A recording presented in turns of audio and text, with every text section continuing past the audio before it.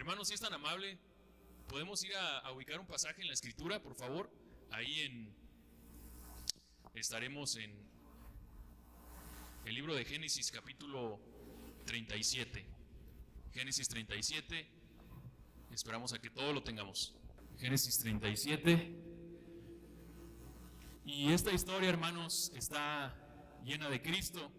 Si yo le preguntara a usted esta mañana qué personaje de la Biblia que usted adivinara fue primogénito, fue amado de su padre, su mensaje no fue creído por sus hermanos, fue tentado, fue traicionado, fue despojado de su túnica, ascendió a su oficio a los 30 años, también intercedió por los pecadores y sufrió a pesar de ser inocente. Por su sufrimiento salvó a un pueblo de la muerte. Hoy su tumba está vacía y fue exaltado a la diestra de la autoridad. Obviamente, ¿usted en quién pensaría que estoy hablando? De Jesucristo. Y realmente estoy hablando de José. Se parece mucho su vida a la de Jesucristo, porque él prefiguraba el Mesías, de modo que cuando el cumplimiento de las profecías se dieran en el ungido, la gente, el pueblo, pudiera identificarlo fácilmente. Josué es una persona que, como les mencionaba, su tumba está vacía porque él dejó un mandamiento de que se llevaran sus huesos, ¿recuerda? Por la fe, Josué dejó mandamiento de que sacaran sus huesos de Egipto y se los llevaran a la tierra prometida. Él fue exaltado a la diestra de la autoridad porque se recuerdan que él llegó a ser el gobernador de Egipto. Sus hermanos lo traicionaron, lo arrojaron a una cisterna y fue amado de su padre, fue un primogénito, fue tentado por la esposa de Potifar y fue traicionado y vendido por unas cuantas monedas, así como Judas lo hizo con Jesucristo. Entonces, en este paralelismo, hermanos, se va haciendo más rico, se va haciendo más vívido este personaje, no solamente por su vida, sino por sus sueños. Ahora, se le conoce como José el Soñador. Incluso grandes representaciones teatrales, dramas, películas, inclusive ahí en un canal, ¿verdad? Ahora estuvo como una tipo novela sobre su vida. Y esta historia está llena de Cristo. Y también, hermanos, nosotros podemos identificarnos con ella, debido a que cada uno de nosotros nacemos con anhelos profundos. Cuando nosotros empezamos a crecer en nuestra adolescencia, nos vemos dotados con un paquete de metas, de sueños, y esas aspiraciones que nosotros tenemos, que soñamos con alcanzar, llegamos a estar tan convencidos de que son parte de nuestro destino, que inmediatamente nos ponemos en acción y vamos con ese rumbo orientados hacia esas metas. El problema es que surgen contratiempos. Sin embargo, nosotros vemos que reveses, vemos que percances se encargan de pisotear, se encargan de aplastar nuestras esperanzas, nuestros sueños, y fácilmente nos acobardamos. Nuestros anhelos quedan entonces escondidos, hermanos, entre los escombros, sepultados en heridas, en divorcios, en fracasos de amistades, baja autoestima. ¿Y qué es lo más fácil para nosotros? Pues sentarnos en la mediocridad, conformarnos, decir, pues, ni modo, así me tocó vivir, y todo ese potencial se queda ahí dentro de nosotros. Por supuesto que nosotros muchas ocasiones nos damos por vencidos, pero el hecho de que nosotros nos acobardemos no significa que Dios se dé por vencido. Él lleva a cumplimiento su propósito en nosotros y Él jamás desampara la obra de sus manos, como dice el Salmo. Podemos nosotros tener enterradas nuestras aspiraciones, pero la buena noticia es que siguen vivas. Esa es la buena noticia, hermanos. Por eso yo les invito hoy a recordar ese sueño que nosotros tuvimos desde jóvenes, desde niños. Esa oración, hermanos, que usted hizo en la madrugada, que Dios le susurró que un día usted llevaría a cabo ese plan. La Biblia las llama las peticiones del corazón. Que si nosotros nos deleitamos en Él, Él cumplirá las peticiones de nuestro corazón. Él promete que si nos deleitamos en Él, Él las llevará a cumplimiento y vendrán en camino a lograrse. Por eso nosotros debemos de ser ingeniosos en nuestros sueños. Debemos nosotros ser creativos con nuestras aspiraciones. Yo creo realmente, hermanos, fervientemente que desde que nacemos somos cableados, somos dotados con un paquete de habilidades, con un paquete que contiene dones, talentos, aspiraciones, esas peticiones de nuestro corazón, y en la medida que entregamos nuestra vida a Dios, ese paquete se va desdoblando, se va abriendo, como los planos de un arquitecto se van desplegando y lo vamos cumpliendo paso a paso. Por eso, hermano, cada persona en la tierra es única, porque viene a aportar algo que solamente Él puede lograr, porque Dios lo hizo así, especial, original, y usted tiene ese toque genuino. Uno puede ver el cambio que necesita nuestra familia, porque Dios nos ha dado esa idea, y usted debe ser ese cambio que ocupa el municipio, su trabajo, su escuela, su entorno, y por supuesto, esta iglesia. Usted lo detecta y por supuesto usted lo lleva a cabo. Cuando un sueño es puesto por Dios en el corazón de una persona, entonces esa persona pasa a darse cuenta que tiene un propósito en la vida, de modo que su paso por la tierra cobra sentido, cobra significado, porque sabe exactamente por qué está puesta aquí. Y esa persona va orientada, totalmente convencida, sin titubear. Muchas veces es tan grande ese propósito que el ser humano se da cuenta que lo rebasa y que necesita apoyarse de un poder superior. Y todo el momento buscamos estar conectados con ese poder superior que es Jehová de los ejércitos. Ahora, para nosotros, le menciono, tenemos grandes sueños como José. Quizás él, al tener este sueño de que los 11 manojos de trigo se inclinaban hacia el de él, o que estas 11 estrellas, la luna y el sol, se inclinaban a él, siendo él el más chico de sus hermanos, siendo él un pastor de ovejas, siendo él perteneciente a una tribu nómada como hoy los beduinos, pues él habrá dicho: ¿cuándo yo voy a andar alcanzando algo así? Sin embargo, él había sido bendecido con esta carga de ese sueño tan gráfico, tan colorido, que él jamás pudo renunciar a él. Se mantuvo afianzado, se mantuvo tenaz. Por eso el ser humano se da cuenta que por cuenta propia jamás lo podrá lograr, y lo mantiene dependiendo de su creador minuto a minuto, segundo a segundo, milisegundo a milisegundo.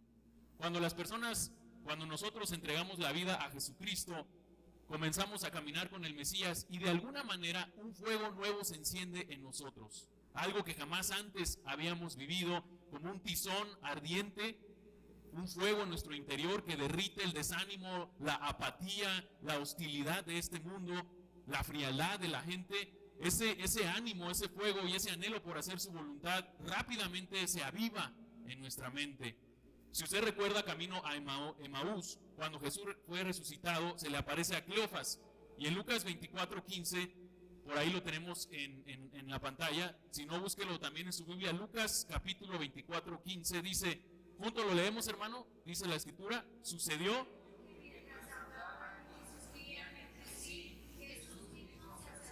y caminaba con ellos. ¿Y qué pasó?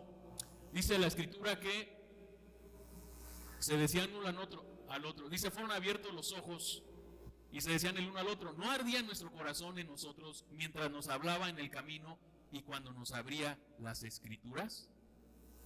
Jeremías también lo menciona, dice, y dije, no me acordaré más de él, ni hablaré más en su nombre. No obstante, había en mi corazón como un fuego ardiente metido en mis huesos. Traté de sufrirlo y no pude. Aunque él oponía resistencia, había algo dentro de él que lo provocaba, que lo llevaba a hablar más de Dios. Salmos 39:3 dice, se enardeció mi corazón dentro de mí, David, en mi meditación se encendió fuego y así proferí con mi lengua. Pablo le dice al joven Timoteo, en 1 Timoteo 4:14, lo leemos, hermanos, también está en pantalla: no descuides el don que hay en ti, que te fue dado mediante profecía, con la imposición de las manos del presbítero. Entonces esos pasajes recalcan, hacen hincapié, rematan una y otra vez, hermanos, el punto que estamos hoy tocando, que el Señor tiene un propósito para nuestras vidas, y que en la medida que nosotros lo obedecemos, todo cobra sentido. Cada hijo de Dios recibe una meta por la cual vivir. Cuando una persona se convierte a Jesús, ese plan se empieza a desplegar, ese proyecto para nuestra vida se empieza a vislumbrar con una claridad traslúcida como nunca antes la habíamos concebido. ¿Qué es aquello, hermano, que Dios instaló en su corazón? ¿Qué es aquello que usted le hace palpitar su vida, ese motivo puro, sin pecado, obviamente? Que usted hasta lo llena en el formato de la solicitud de empleo, en la parte donde dice cuál es su propósito en la vida.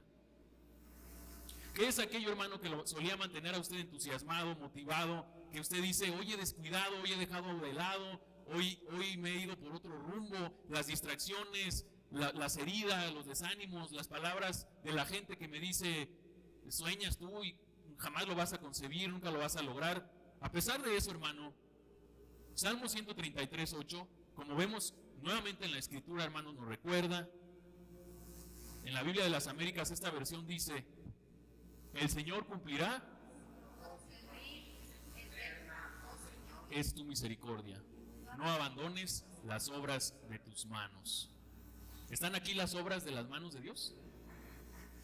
Fíjese que en la creación Dios dijo sea la luz, ¿verdad? Él mandó que las aguas se separasen de la tierra, pero donde Él mete las manos, ¿verdad? Dice que hizo una figura de barro, ¿sí? Y donde todavía Dios mete más las manos es cuando hace esa cirugía donde saca la costilla para formar a la mujer. Usted es la obra de sus manos, usted es una obra de arte salida de las manos del Creador, y Él cumplirá su propósito en usted, a pesar de los demás, a pesar de nosotros, a pesar del pecado.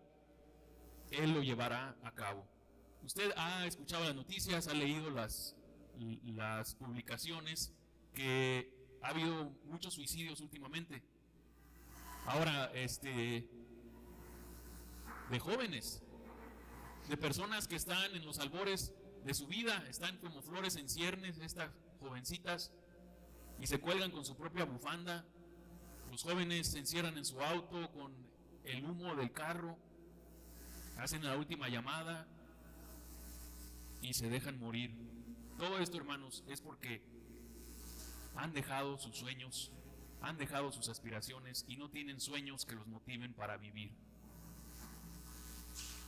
Los adolescentes se parecen a autos del año último modelo, con una belleza y una estética únicas, pero vacíos del combustible, sin nada que los mueva. Y esos sueños, hermanos, son el combustible que nos mantiene caminando. Ese sueño, hermanos, que está vivo, que se mantiene ardiente, es como un rugido de un león que nada lo puede aplacar. Esa voz es tan audible que a pesar de las decepciones, ese llamado es tan fuerte que derrite la frialdad de este mundo, que nos lleva a hablar, nos lleva a planear, nos lleva a buscar a Dios para que nos diga con más claridad cuál es el siguiente punto al que hay que dirigirse. En nuestros tiempos, hermanos, las personas no planean su vida a más allá de 3 años. Lamentablemente, las personas no visualizan su vida en 3 años en adelante. No existe una cultura de planear la vida, no existen metas que alcanzar. Alguien dijo que si seguimos y si apuntamos hacia la nada, pues eso es precisamente lo que obtendremos, nada. La humanidad vive el momento, obviamente pues eso no es tan malo, decía el hermano ahorita que vivamos como si fuera el último día. Y claro, pues obviamente la vida es prestada y debemos apreciar cada segundo, pero reconocemos nosotros que la promesa del Señor es que de la humildad y el temor a Jehová, la recompensa es honra, vida y riquezas. Así lo dice Proverbios, la recompensa de la humildad y el temor a Jehová. Entonces usted no busque un seguro de vida, no busque riquezas, usted no busque la honra, la fama, usted busque ser humilde y temer a Dios. Se busca la satisfacción inmediata y no se piensa en el mañana y las consecuencias de lo que se hagan hoy. Y realmente lo que estemos viviendo hoy, si son problemas, si es sufrimiento, pues grande parte de eso es derivado de las decisiones que tomamos hace 3 años, hace 2 meses, hace una semana. Y esto le pasó a José, hermanos, cuando él era muchacho. Él era el más pequeño de sus hermanos, como abrimos esta predicación. y él tenía una comunión íntima con Dios. Sabemos nosotros que en esa época nada de Biblias, nada de templos, nada de iglesias, todavía ni siquiera Moisés nacía para traer la ley, los 10 mandamientos, pero José buscaba a Dios de manera íntima. Por eso nos promete el Salmo 25:14, si participa, hermanos, y lee, esto estaría maravilloso. Dígalo con sus labios, hermanos. Salmos 25:14, la comunión íntima de Jehová. Dice que Dios hará conocer su plan, su pacto, su convenio con los hombres, a los que son indiferentes, a los que hacen todas sus labores y pues ya ni les queda tiempo para buscar a Dios, o a los que realmente tienen una cercanía íntima, profunda. A ellos les hace enseñar su pacto, los guía de la mano. José, hermanos, tuvo una corazonada, una noción a través de un par de sueños, que un día él estaría en lugar de autoridad, de influencia, donde él podría marcar la diferencia en su mundo. Los sueños de José fueron muy creativos, muy gráficos, y él vio a los 17 años cómo sería su vida a los 30 años. Jehová nunca escondió de él su destino. A los 17 vio cómo estaría viviendo a los 30 años. Eso usted lo puede encontrar en Génesis 41:46. Entonces José caminó con Dios. Hemos escuchado que Enoc caminó con Dios, hemos escuchado que Noé caminó con Dios, pero José también caminó con Dios. Y Dios le iba revelando paso a paso cuál era el siguiente escalón, cuál era la siguiente etapa en su vida, a pesar de que él estuviera en el pozo, en la cisterna, en la cárcel, a pesar de que él estuviera amarrado como esclavo, siendo llevado para ser vendido en el mercado de esclavos. En Génesis 37 vemos que José es vendido por sus hermanos. Esta familia disfuncional, hermanos, si me ayudas a regresar ahí, Carlita, dice que habitó Jacob en la tierra donde había morado su padre, en la tierra de Canaán. Esta es la historia de la familia de Jacob.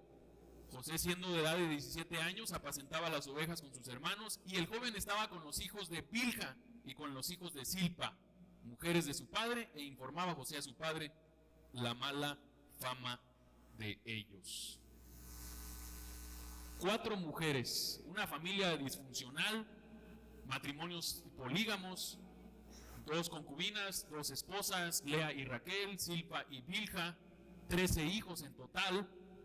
Una de estas esposas era estéril. Era una situación terrible. Si 2 esposas ya es mala idea, 3 esposas, pésima idea, 4 esposas, algo terrible. Imagínense, una vez Raquel quería unas mandrágoras, que era como unos tubérculos, una planta que era medicinal y se creía que era para la fertilidad. Y entonces esas mandrágoras las tenía Lea, la otra esposa de Jacob, y le dice Raquel, pues te cambio a Jacob esta noche por las mandrágoras. Dejo que te duermas con él, pero hasta se lo andaban ahí cabalacheando. Y es una situación que los antropólogos han encontrado que el subproducto de la poligamia es la rivalidad y la rebeldía entre los hijos. Hoy en día en México, pues no viven los hombres con 3 matrimonios o 2 matrimonios, pero bajito de la mano tienen otras familias, ¿no? Me dicen el 7 mares, porque ando de puerto en puerto, y así, pero es lo mismo.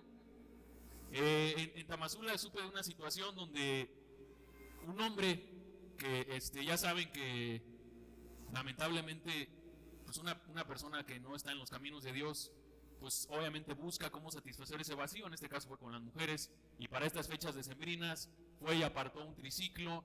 Entonces un día su hija iba pasando por ahí y vio ese triciclo y vio que el papelito que lo habían apartado era para su papá, y entonces ella estaba entusiasmada porque era el regalo exacto que ella quería esa Navidad.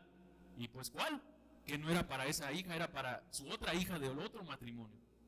Entonces ahora, para colmo, en esta historia de José, a todos los demás hermanos le compraba ropa de Aurrerá y a José de Liverpool. Era un manto, una túnica de colores, de manga larga. ¿Sabe qué significa la manga larga? Que él no se tenía que arremangar las mangas para trabajar. Los hermanos eran los que trabajaban y él los supervisaba e informaba la mala fama de ellos a su papá. Aparte, los colores para teñirlos era demasiado caro, el rojo y el púrpura. Era como que él tuviera una medalla, un trofeo, pero no la tuviera ahí en una vitrina, sino que la trajera puesto todo el tiempo, y eso irritaba a sus hermanos. Se sentía mal el hermano mayor, por supuesto, Rubén, los hermanos que también se sentían muy señalados, porque José informaba de sus faltas, y eso es lo que sucede.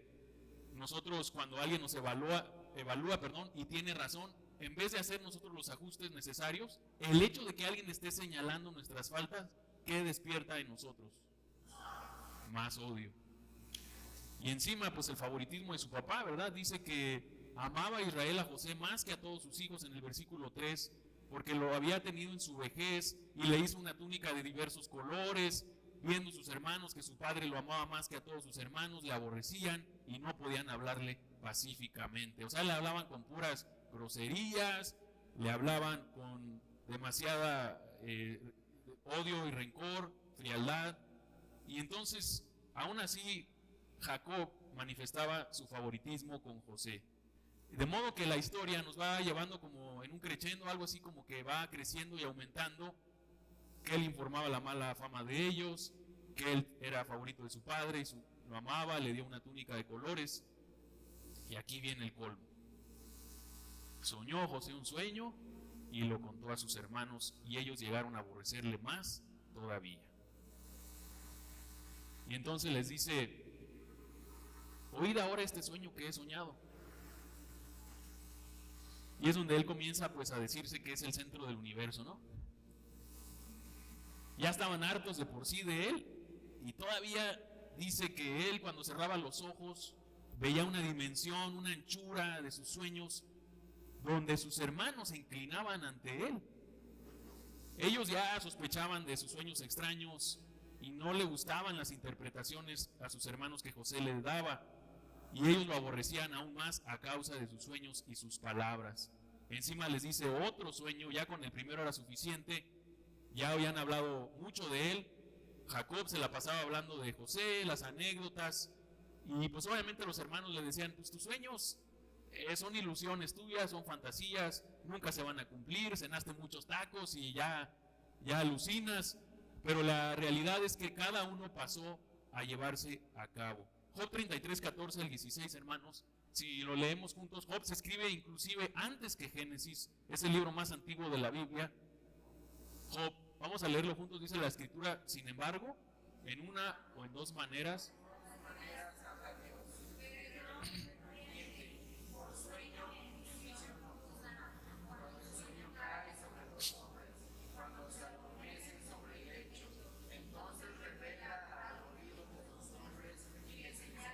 su consejo.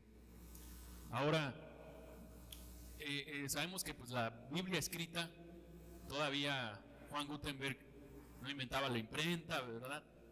No había ni sinagogas ni templos. Por eso Dios hablaba a través de visiones y sueños. No le estoy diciendo que hoy en día pues ya no le va a pasar como a este Aarón Joaquín, que iba caminando ahí por las vías del tren en Guadalajara y Dios le habló y ahorita el FBI ya lo metió a la cárcel. Me refiero, hermanos, a que de por sí Dios va en nuestro mismo caminar. Y esta historia, hermanos, nos lleva a un microscopio para ver de cerca el carácter, los atributos y la persona de Dios que interviene en nuestras circunstancias. Dios es más que un libro, hermanos. Dios es más que una idea. Dios es más que una fuerza. Dios es más que una energía que es preferible tener a tu favor que tenerla en contra. Dios, hermanos, es una persona que dice la Biblia que si se escribiera todo lo que Jesucristo hizo, no cabría en los libros que hay en la tierra. Él es un capitán que va tomando fuerte el timón de nuestras vidas y dirige el rumbo de ellas, porque está al frente. Y este es el asunto de esta historia. ¿Podemos confiar en Dios en cada situación de la vida? Dios se revela al hombre a pesar de tiempos donde no había Biblia o templos. Sus cualidades están exactamente aquí. Continuando con la historia, nosotros vemos que sarcásticamente los hermanos de José dicen: ay, aquí viene el soñador. O sea, ya los tenía, como yo ahorita, ¿no? Ya los tenía, ya los tenía bien hartos. Ya Jacob, ya entendimos, ya José, ya entendimos que sí, que Dios te ayuda y que Él dirige tu vida y así, ¿no? Pero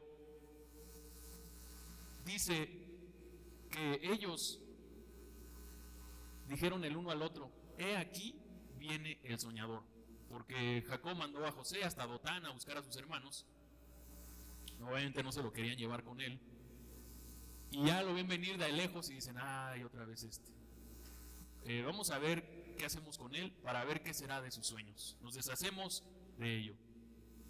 Más allá de que estuvieran ofendidos de que él les informara a los demás de la fama de ellos a su papá, que tuviera la túnica, que tuviera ese favor, ellos estaban realmente fastidiados porque José estaba dispuesto a romper el molde. Lo que los molestaba y de lo que estaban celosos era porque José estaba determinado a hacer la diferencia, a tener una influencia y a marcar un legado. Dice Hudson Taylor, misionero a la China, cuando ni siquiera había agencias misioneras en 1870: ¿para qué vas a la China si aquí en Inglaterra hay suficientes personas con las que puedes predicar? Hudson Taylor hace un viaje de 6 meses hacia el interior de la China y él llega a la conclusión: creo que Dios estaba buscando a alguien lo suficientemente pequeño y débil y me encontró a mí. No vine a la China porque fuera fácil o porque fuera seguro, sino porque Él me llamó. Eso fue en Xinjiang, provincia de Jiangsu, en China.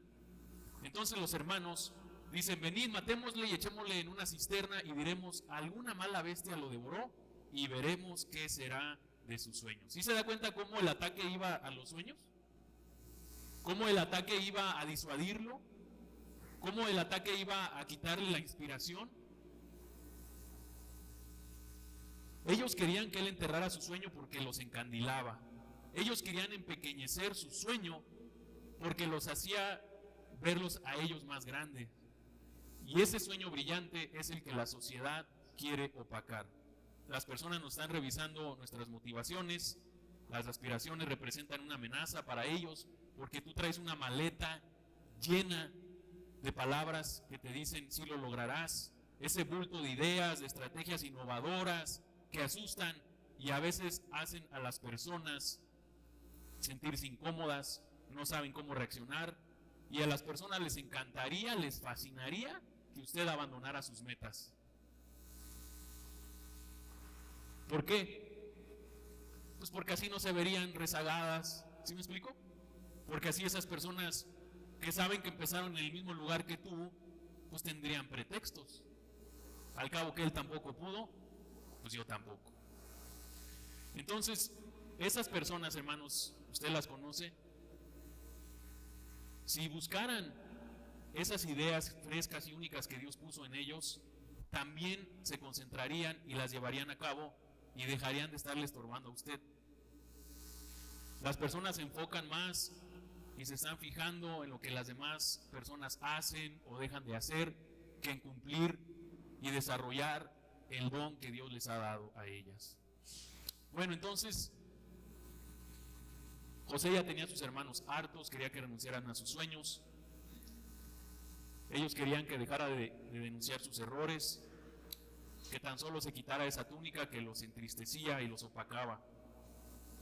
Sus hermanos, por supuesto que le habrían soportado que él tuviera ese lugar de autoridad, pues ni modo, es el más chico. Hasta nosotros decimos: no, pues es el consentido, es que nuestro papá lo tuvo ya viejito, entonces como que retoñó, pues sí, está bien. Pero con que llegue, con que él se la lleve tranquila, con que siga la corriente, con que él pues se conforme a ser uno más del montón, tampoco que se azote y que sea un joven comprometido y santo. Déjeme decirle algo: cuando usted tiene el deseo de servir a Dios, nadie se lo va a celebrar. No espere que todas las personas lo apoyen y ni se desgaste queriéndolas convencer de que usted sí es llamado y que usted sí es el indicado, porque siempre habrá detractores, siempre habrá personas que no te apoyarán, que incluso te intentarán convencerte para que te salgas de ese llamado. Pero esas son batallas, hermanos, que Dios jamás nos puso a luchar.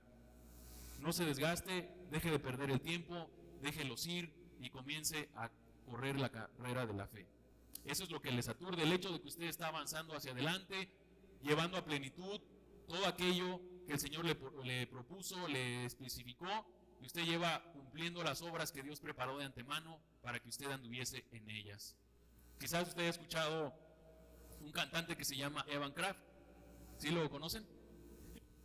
Evan Kraft posteó ahí en Instagram que él había tenido el sueño de ir a África a las misiones. Y yo digo, pues ¿qué habría sido mejor? ¿Qué ocupamos más, hermanos? ¿Más estrellitas cristianas o más misioneros? Abandonar la fama y la fortuna por ir al anonimato, a las tribus, hermanos, que están llenas de superstición, pues como que no es redituable, ¿verdad? Entonces llegué a platicar con la hija de un misionero y iba a ir a un concierto de Evan Kraft a Michoacán, y estaba tan emocionada que le digo, bueno, ¿tú vas a ver a la criatura o vas a ver al Creador? Porque pues Evan Kraft se supone que nos inspira a alabar a Dios. Me contesta, pues voy a ver a los dos, porque pues es como el Justin Bieber cristiano, ¿no? Y entonces así las personas abandonan sus sueños. Quizás los demás le aplauden, quizás los demás le hacen mucha celebración y fiesta, pero él en el fondo sabe, hermanos, realmente a qué lo puso Dios en la tierra. Caleb el juez, este hombre tenía 85 años. ¿Cuántos años tiene, hermano Tomás? 86. Un año más joven que el hermano Tomás. Caleb el juez fue a tomar una montaña con su ejército. Ahora esta montaña tenía no solamente un ejército enemigo, tenía 5 gigantes. Y Caleb se pudo haber conformado pues, con una montaña o otro lugar que le representara menos desafío. Pero a la edad de 85 años, jamás Caleb abandonó su sueño y fue a tomar esa montaña que el Señor le encomendó. Porque si Dios nos trajo hasta aquí, ¿es para volver atrás? Es para seguir adelante y poseer la tierra que Él nos dio. Dice la Escritura que cuando Rubén oyó esto, lo libró de sus manos y dijo, no lo matemos. Y les dijo Rubén, no derraméis sangre, echadlo en la cisterna que está en el desierto y no pongáis mano en él, por librarlo así de sus manos para hacerlo volver a su padre. Rubén, como los hermanos mayores son encargados de proteger a los más chicos, dijo, pues si logro convencerlos de que lo arrojen en la cisterna, yo después regreso por él y se lo llevo íntegro a mi padre, y así ya no quedo mal. Porque los hermanos mayores son los encargados de defender a los menores. Pero ellos dicen, pues ¿qué provecho hay? Dicen que ven una caravana de ismaelitas que iban pasando, de comerciantes itinerarios. Dice, mejor vamos a venderlo a José. De hecho dice la Biblia que ellos estaban sentados comiendo pan, José estaba ahí en el pozo, llorando, rogando por su vida, y estos acá comiéndose su bolillo. Vemos aquí casi que en vez de hermanos parecían sicarios. Una crueldad, realmente aborrecían a su hermano y ya no lo soportaban más y sacaban provecho del inocente. Entonces, hermanos, para cerrar, José pasa de ser el hijo consentido de su papá, rodeado de favores y privilegios, a ser una persona traicionada, privada de su libertad, envuelta en tráfico humano, dada por muerto, arrojado en una cisterna, lastimada, para empezar su camino hacia Egipto. Dice que se levantaron todos sus hijos en el versículo 35, si sigue ahí en Génesis, para consolar a Jacob, mas él no quiso recibir consuelo y dijo, descenderé enlutado a mi hijo hasta el Seol, y lo lloró su padre. Entonces, uno, si se termina de leer aquí la historia, Pues diría, pues es cierto, siempre que te propones hacer algo, siempre que se te despiertan expectativas, te expones a que fracasen. Mejor, pues no hay que esperar nada. Porque si usted termina aquí la historia, ¿qué dice? Esos sueños de José, pura superstición, pura imaginación, pura falsedad. Triunfaron los 11 hermanos enemigos. Ganó la mafia. ¿Verdad? A él, siendo adolescente, su mundo se le derrumba, le arrebatan las alegrías del hogar, la seguridad de sus padres. ¿Podría mantener José su sueño vivo cuando todo a su alrededor estaba derrumbado?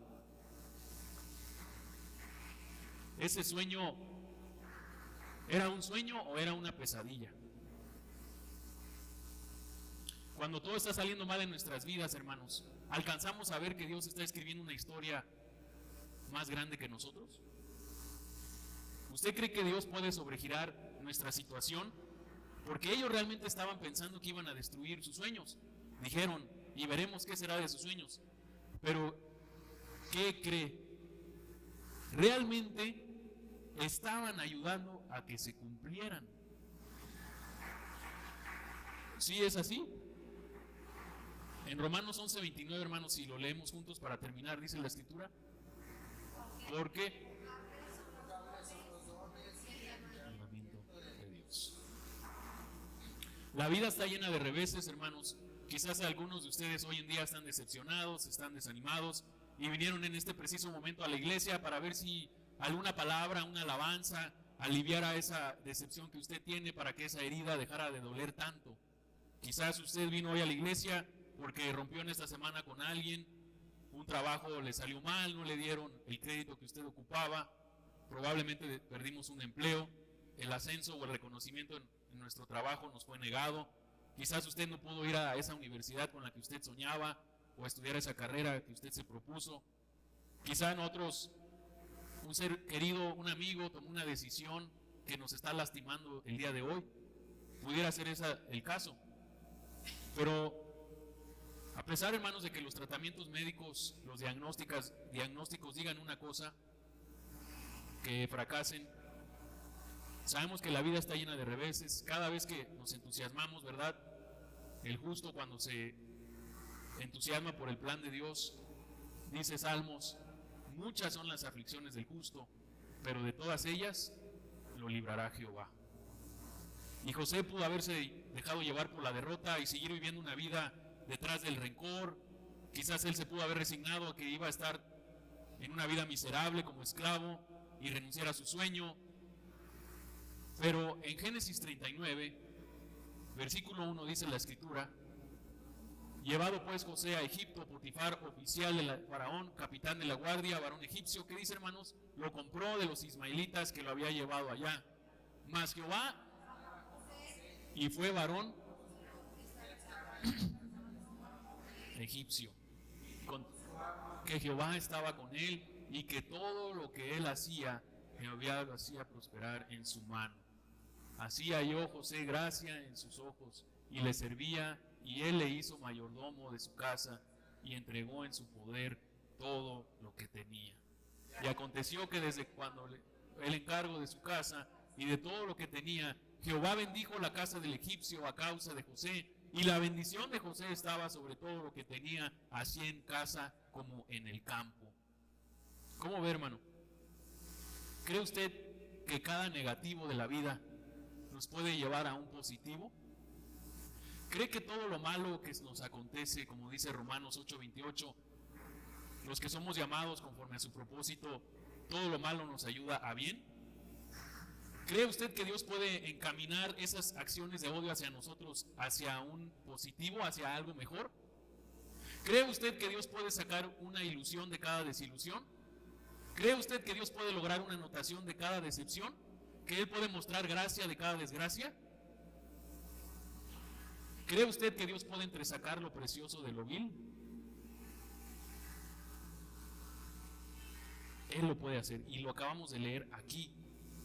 Nosotros, hermanos, leímos en Salmo 103 el cumplimiento literal de esta historia. El que del hoyo tu vida.